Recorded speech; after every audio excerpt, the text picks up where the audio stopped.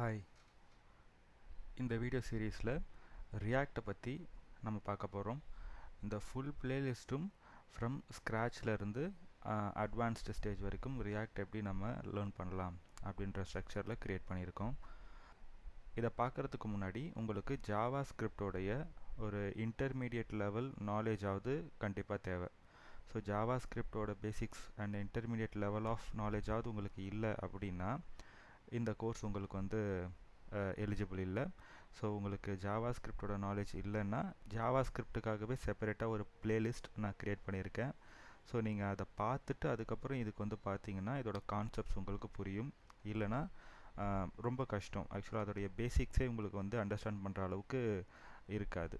So please அதை பார்த்துருங்க. அதுக்கப்புறமா நீங்கள் இந்த கோர்ஸை கண்டினியூ பண்ணலாம்.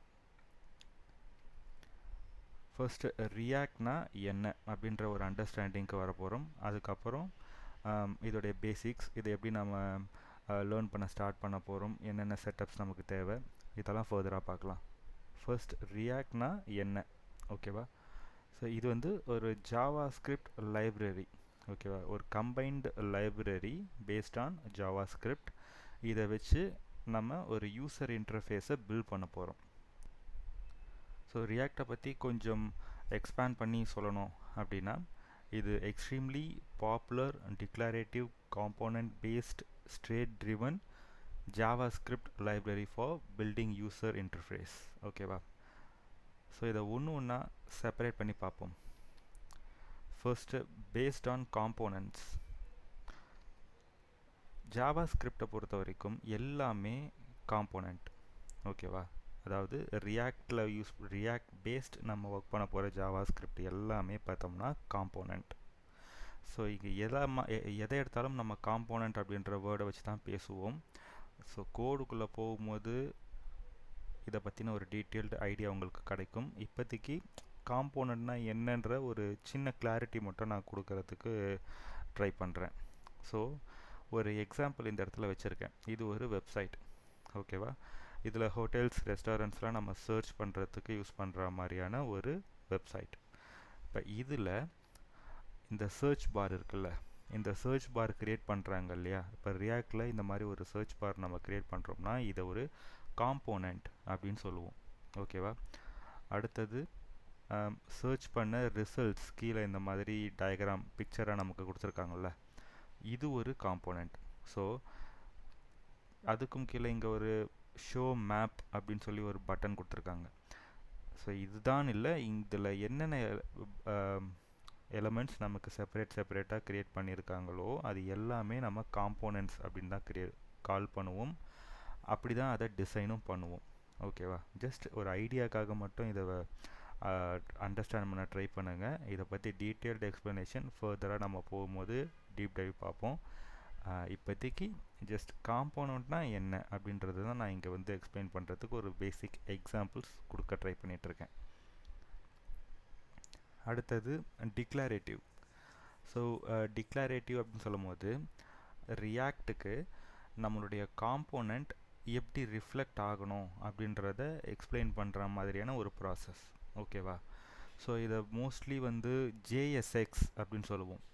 ஜேஎஸ்எக்ஸ்னால் இப்போ நீங்கள் ரியாக்ட் வரீங்க அப்படின்றப்போ, ரியாக்டை லேர்ன் பண்ணுறதுக்கு ட்ரை பண்ணுறீங்க அப்படின்றப்போ confirm Java script, HTML and CSS இந்த 3 கான்செப்டும் இதுக்கு முன்னாடி நீங்கள் பார்த்துருக்கணும். இதை பற்றின ஒரு பேசிக் ஐடியா இருந்தால் தான் உங்களுக்கு ரியாக்ட் அப்படின்ற ஒரு டாப்பிக்கே உங்களுக்கு தெரிஞ்சிருக்கும், ஓகேவா? ஸோ இந்த ஹெச்டிஎம்எல், சிஎஸ்எஸ், ஜாவா ஸ்கிரிப்ட் இந்த 3தோட காம்பினேஷன் தான் ஜேஎஸ்எக்ஸ், ஓகே? இப்போ ஒரு ஹெச்டிஎம்எல் வெப்சைட் நீங்கள் க்ரியேட் பண்ணுறீங்க அப்படின்னா ஹெச்டிஎம்எல் கோடுக்குள்ளே நீங்கள் ஜாவா ஸ்கிரிப்ட் கோடை உள்ளே கொண்டு எம்பர்ட் பண்ணுவீங்க. ஆனால் நம்ம கோடை லீட் பண்ணுறது பார்த்தோம்னா ஹெச்டிஎம்எல் டாக்குமெண்ட் உள்ளே தான் ஜாவா ஸ்கிரிப்டோடைய ஒரு பார்ட் கொண்டு நம்ம வைக்க போகிறோம். ஆனால் அந்த ப்ரோக்ராமை லீட் பண்ணுறதுன்னு பார்த்தோம்னா ஹெச்டிஎம்எல். ஆனால் ஜேஎஸ்எக்ஸில் நமக்கு ஜாவா ஸ்கிரிப்ட் தான் நம்மளுடைய கோடை லீட் பண்ணோம். அதில் நம்ம ஹெச்டிஎம்எல் அண்ட் சிஎஸ்எஸ் எலமெண்ட்ஸை நம்மளால் உள்ளே கொண்டு வச்சுக்க முடியும். இது ஒரு கம்பைன்டு, எப்படி சொல்கிறது, Java script, CSS and HTML எல்லாமே கம்பைன் பண்ண ஒரு ஸ்ட்ரக்சர் தான் ஜேஎஸ்எக்ஸ் அப்படின்னு சொல்லுவோம். இந்த ஸ்ட்ரக்சரை யூஸ் பண்ணி தான் நம்ம இதுக்கப்புறம் ஃபர்தராக பண்ண போகிற கோட்ஸ் எல்லாமே நடக்க போகுது. இங்கே இடத்துல உங்களுக்கு மார்க்கிங்ஸ் பண்ணி காட்டியிருக்கேன், எந்த பார்ட் HTML, எந்த பார்ட் CSS, எந்த பார்ட் JavaScript. ஸோ இந்த மாதிரி ஒரு கம்பைன்டு ஸ்ட்ரக்சர் தான் நமக்கு டிக்ளரேட்டிவ் அப்படின்னு சொல்லிட்டு மென்ஷன் பண்ணுவோம். அடுத்தது ரியாக்ட் வந்து பார்த்தோம்னா ஸ்டேட் ட்ரிவன். ஓகேவா?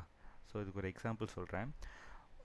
ஒரு வெப் அப்ளிகேஷன் ஆர் ஒரு வெப் பேஜ் நமக்கு ப்ரௌஸ் பண்ணும்போது லோட் ஆகி அதோடைய ஹோம் பேஜ் நமக்கு லோட் ஆகி ப்ரௌசரில் அப்பியர் ஆகுது. ஓகேவா? ஸோ அது அப்பியர் ஆகும்போது இருக்க அந்த பேஜில் ஒரு சில பிளாக்ஸ் க்ரியேட் ஆகிருக்கும், ஒரு சில காம்போனன்ட்ஸ், ஒரு சில இப்போ இமேஜஸ் இருக்கலாம், பட்டன் இருக்கலாம், ஏதோ ஒரு UI க்ரியேட் ஆகிருக்கும். ஓகே, அதுக்கு அடுத்தது நீங்கள் அதை சேஞ்ச் பண்ண ட்ரை பண்ணுறீங்க. அதாவது ஏதாவது ஒரு பர்டிகுலர் கண்டென்ட்டை நீங்கள் சர்ச் பண்ணுறீங்க. அந்த டெக்ஸ்ட்டில் அந்த வெப்சைட்டில் ஒரு சர்ச் பார் இருக்குது. அந்த சர்ச் பாரில் ஏதோ ஒரு பர்டிகுலர் வேர்டை நீங்கள் டைப் பண்ணி அதை வந்து சர்ச் பண்ணுறீங்க. அப்போது உங்கள் சர்ச் ரிலவெண்ட்டாக இருக்கக்கூடிய ரிசல்ட்டை அந்த இடத்துல உங்களுக்கு ப்ரிவ்யூ பண்ணணும். ஹோம் பேஜ் நீங்கள் லோட் பண்ணும்போது வர அந்த ஃப்ரண்ட் ஸ்க்ரீன் உங்களுக்கு அந்த இடத்துல ஸ்டாட்டிக்காக இருக்காது.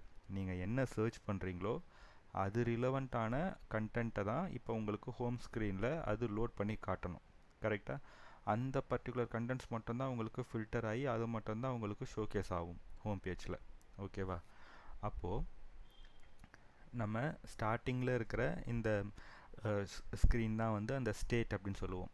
ஓகேவா? ஹோம் பேஜ் லோடாக இருக்கிற அந்த ஸ்க்ரீன் வந்து ஸ்டேட் அப்படின்னு சொல்லலாம். அந்த ஸ்டேட் ஃபர்ஸ்ட் ரெண்டர் ஆகி அதுக்கப்புறம் நமக்கு அது வந்து யூசர் இன்டர்ஃபேஸில் இந்த இடத்துல ப்ரிவ்யூவில் நமக்கு தெரியுது.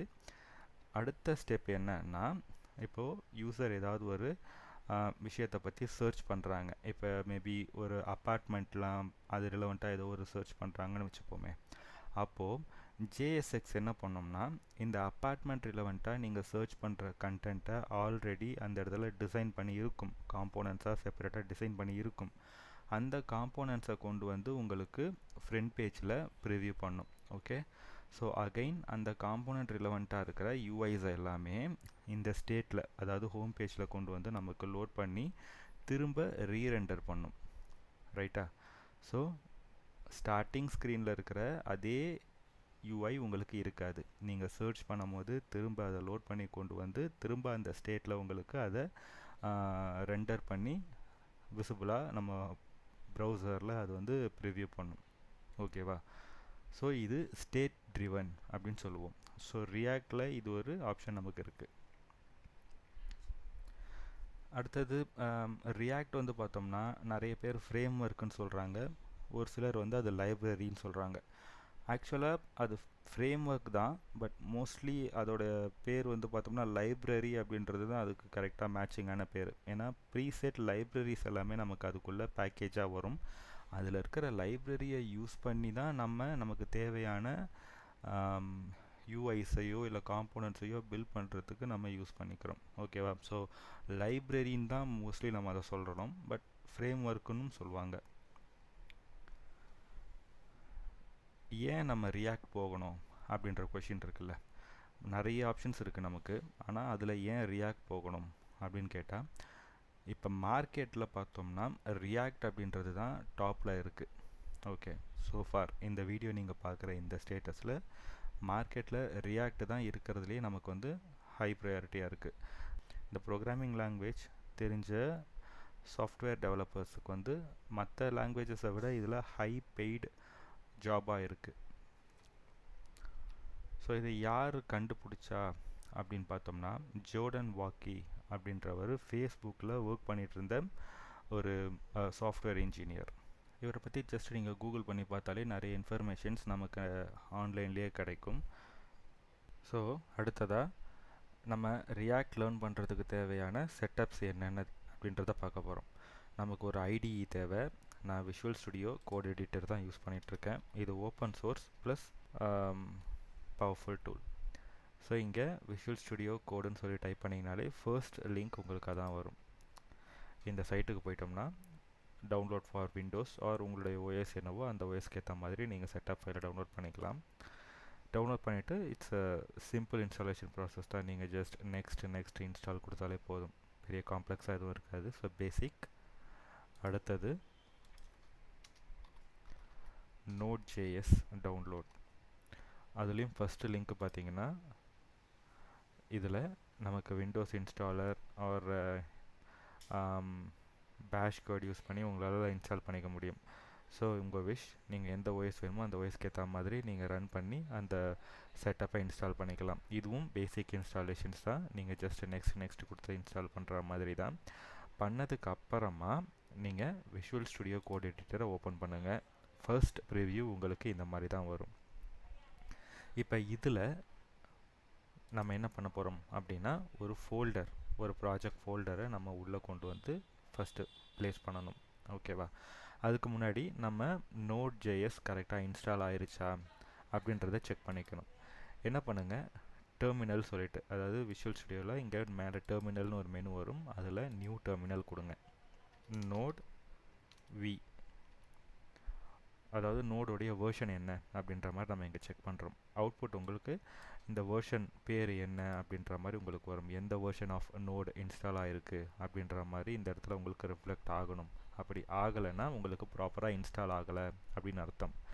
இது உங்களுக்கு கரெக்டாக ரிஃப்ளெக்ட் ஆயிடுச்சுன்னா இதுக்கப்புறம் எந்த பிரச்சனையும் இல்லை, நம்ம கோட் பண்ணுறதுக்கு ஸ்டார்ட் பண்ணிடலாம். அப்படி ஆகலைன்னா நீங்கள் கொஞ்சம் ப்ராப்பராக அது ஏன் ஆகலை அப்படின்றத பார்த்துட்டு ஒரு வாட்டி ரீஇன்ஸ்டால் பண்ணி பாருங்கள்.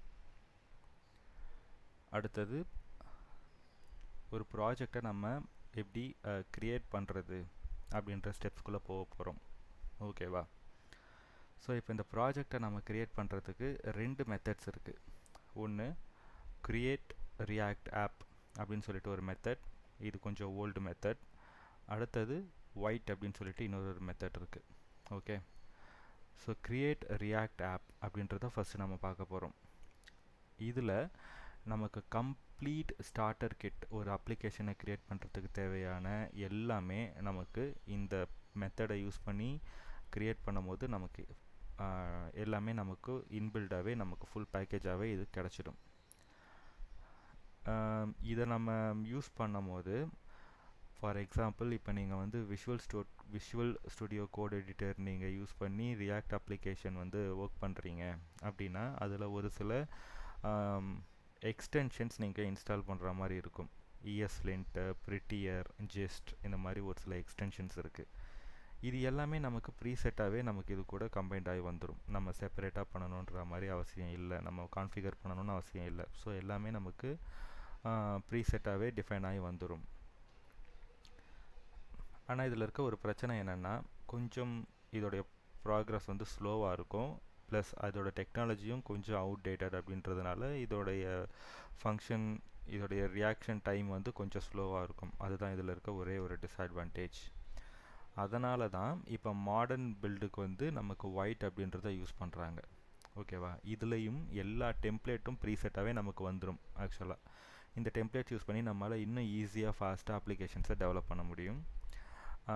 ஆனால் இதில் இருக்க பிரச்சனை என்னென்னு பார்த்தோம்னா, ப்ரீசெட்டாக நமக்கு அந்த ESLint, Prettier, Jest இந்த மாதிரி எதுவுமே நமக்கு இன்ஸ்டால் ஆகாது. நம்ம தான் கொஞ்சம் மேனுவலாக பண்ணுற மாதிரி இருக்கும். ஆனால் அது கொஞ்சம் கஷ்டமான வேலை தான். கரெக்டாக நம்மளால் ஈஸியாக அதை வந்து கான்ஃபிகர் பண்ண முடியாது. ஸோ இதை நம்ம மேனுவலாக தான் பண்ணணும். ஆனால் இதோடைய அட்வான்டேஜ் என்னென்னா, இது ரொம்ப ஃபாஸ்ட், எக்ஸ்ட்ரீம்லி ஃபாஸ்ட். ஸோ அதனால் இப்போ ரீசெண்டாக நமக்கு இந்த ஒயிட் அப்படின்ற மாதிரி மெத்தடை யூஸ் பண்ணி நமக்கு ஒர்க் பண்ணிகிட்ருக்காங்க. ஆனால் நம்ம பார்க்க போகிற மெத்தட் என்னென்னா க்ரியேட் ரியாக்ட் ஆப்.